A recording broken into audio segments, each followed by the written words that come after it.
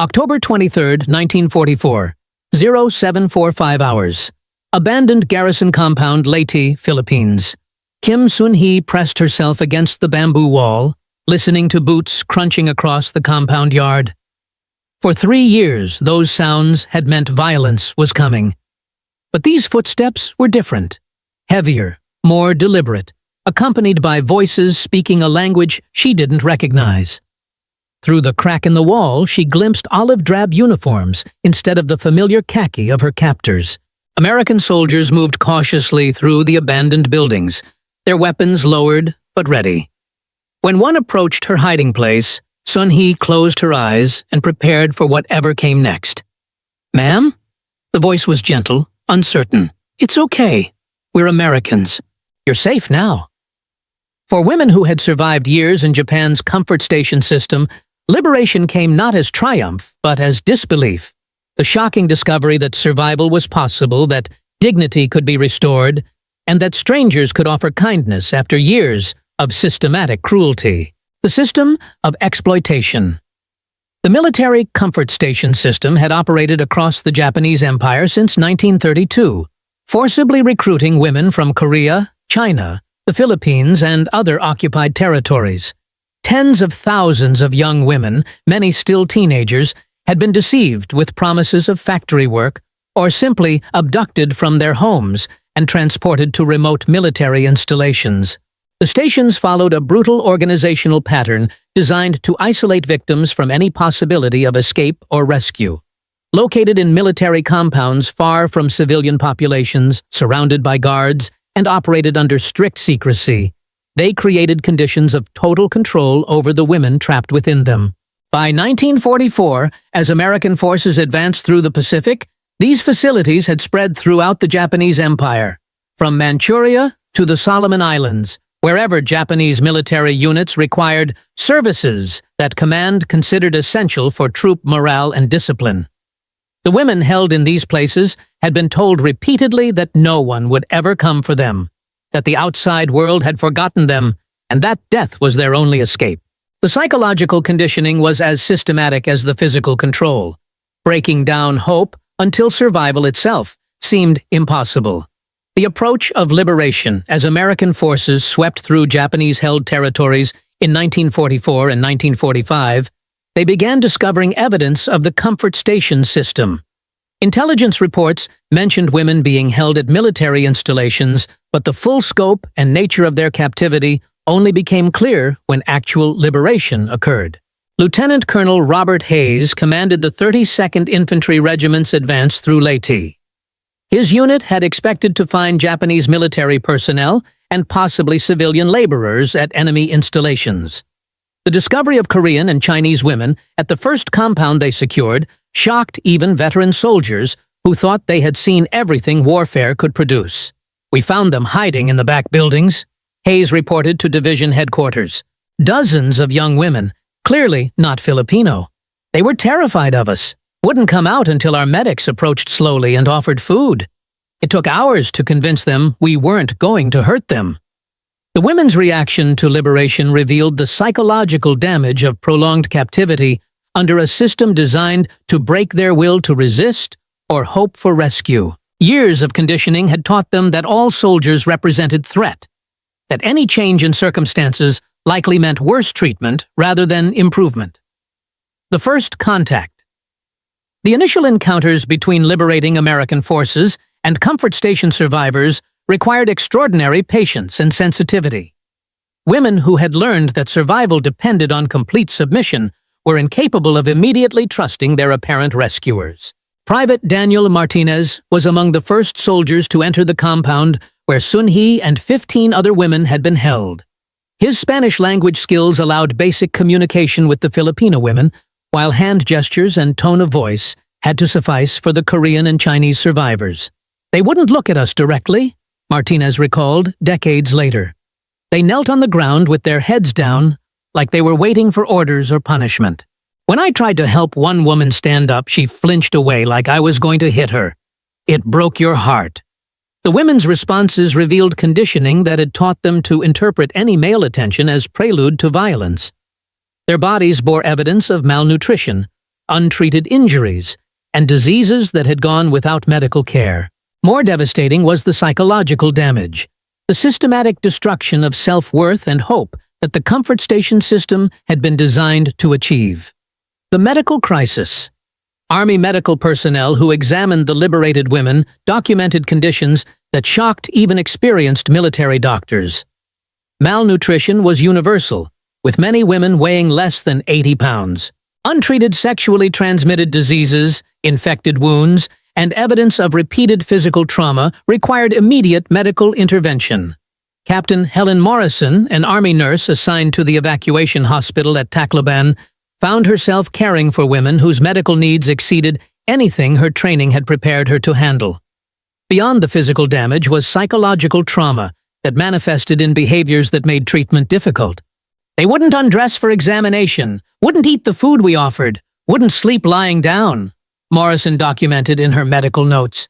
They had been conditioned to expect that any interaction with authority figures would involve pain or humiliation. Gaining their trust required patience we didn't always have time for. The medical team developed protocols specifically for treating comfort station survivors, recognizing that standard medical procedures could trigger traumatic responses. Examinations were conducted only by female personnel when possible, with cultural interpreters present to explain medical procedures and obtain meaningful consent for treatment. The language of healing communication barriers created additional challenges in providing care to women who spoke Korean, Chinese, and various Filipino dialects.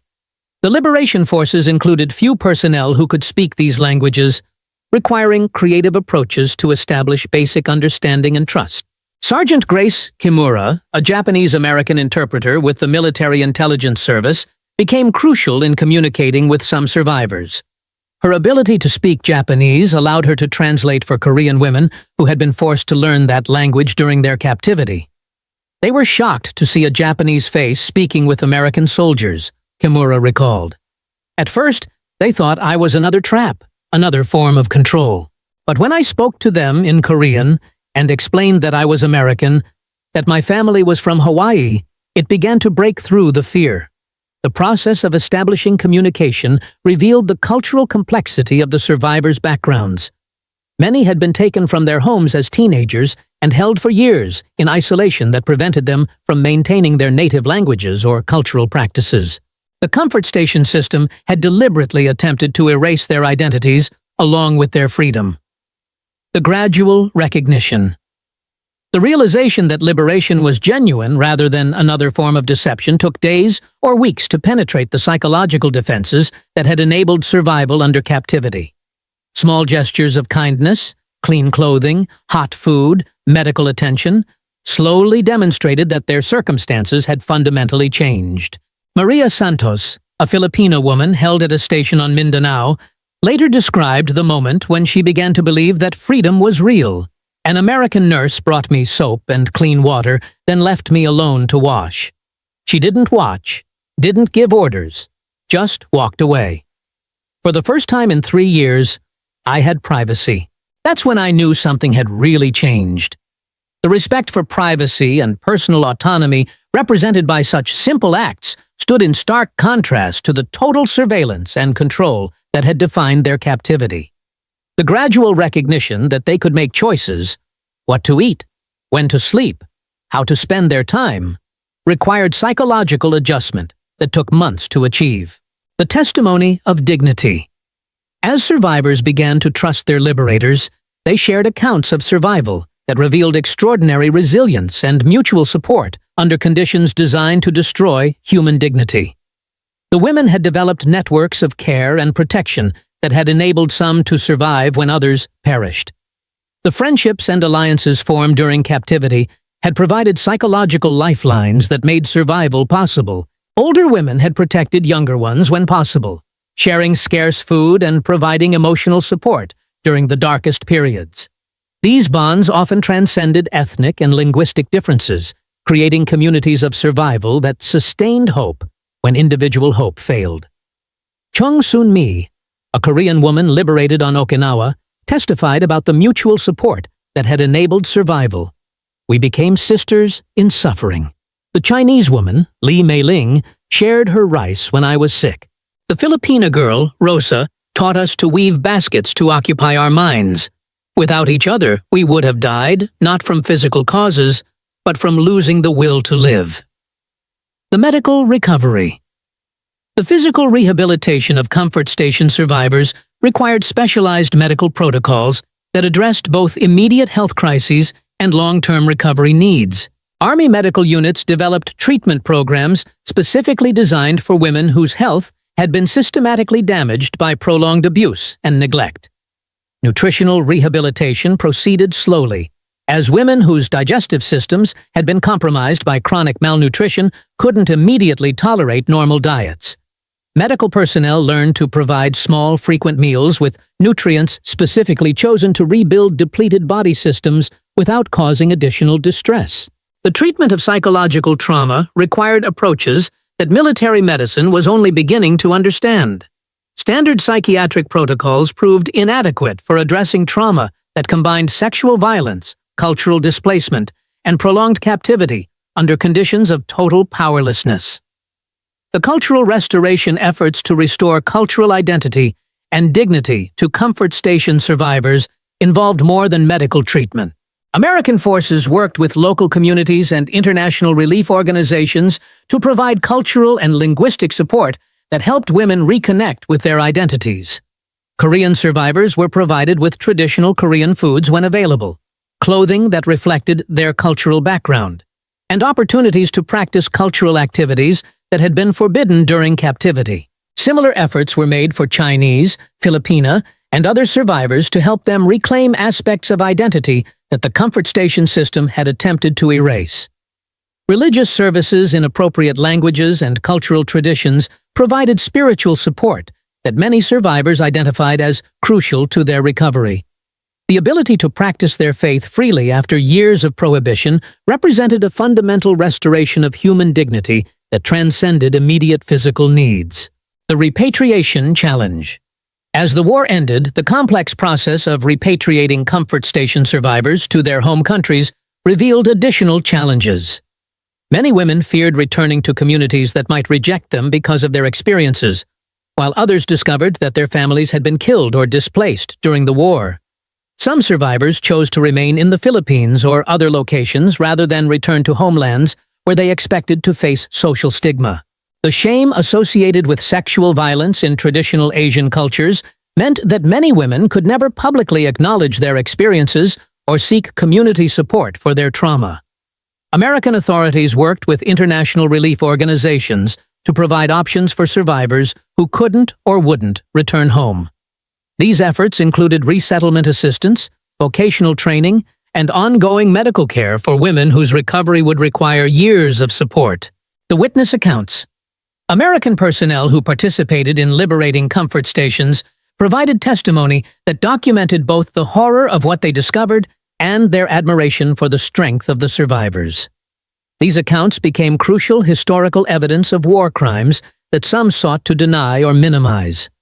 Captain Morrison wrote in her official report, "These women survived conditions that would have broken most people. Their courage in rebuilding their lives after liberation demonstrated resilience that inspired everyone involved in their care. They weren't just victims, they were survivors who refused to be defeated by what they had endured." The military personnel who witnessed the liberation consistently emphasized the dignity and strength that survivors displayed once they began to trust their rescuers. Rather than broken victims, they encountered women who had maintained their humanity under conditions designed to destroy it. The long-term recovery. The psychological recovery of comfort station survivors. Many survivors went on to marry, raise families, and contribute to their communities in ways that demonstrated the triumph of human dignity over systematic oppression. Sun Hee, who had hidden in the bamboo wall that October morning in 1944, eventually settled in Seoul, where she worked as a seamstress and raised 3 children.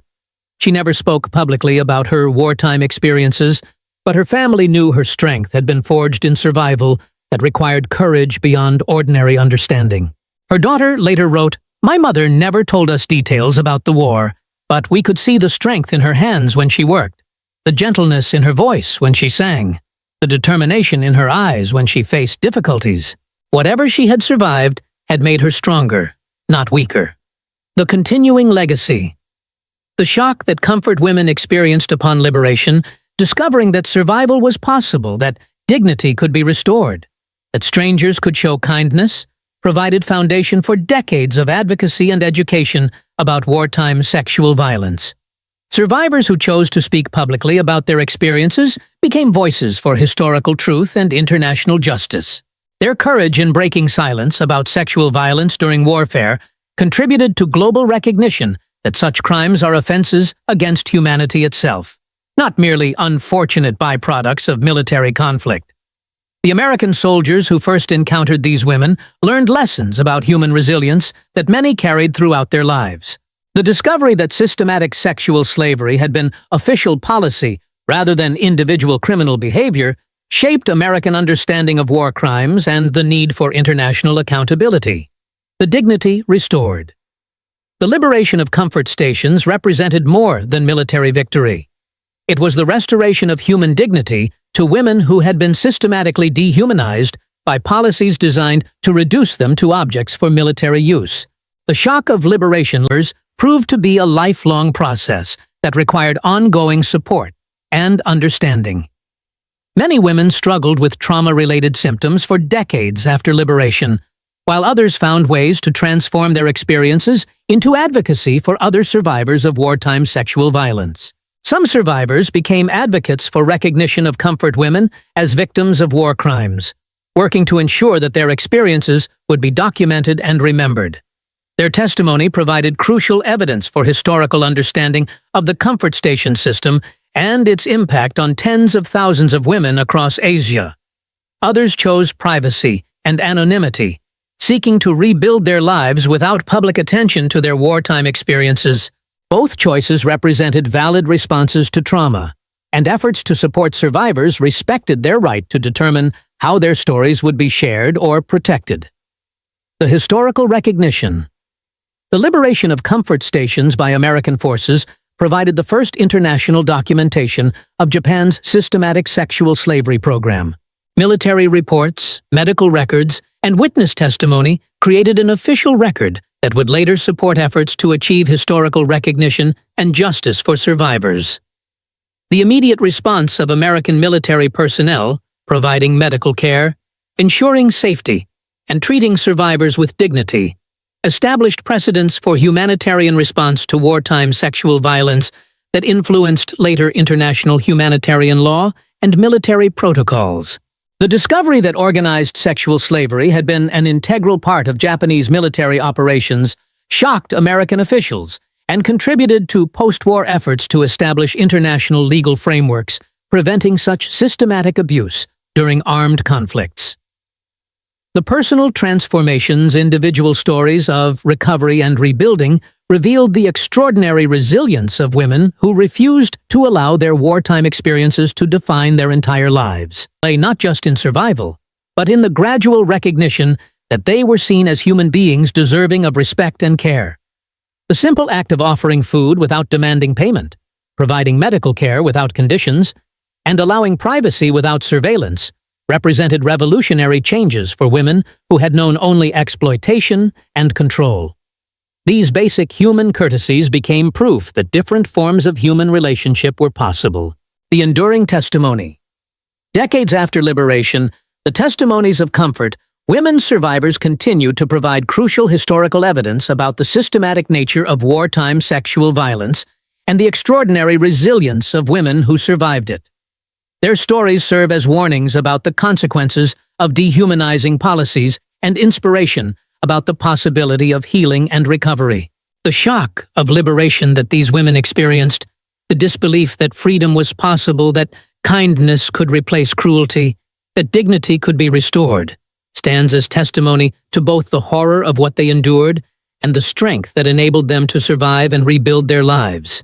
Their legacy lies not in the victimization they suffered, but in the courage they demonstrated in surviving, in speaking truth about their experiences, and in refusing to allow systematic oppression to destroy their fundamental humanity.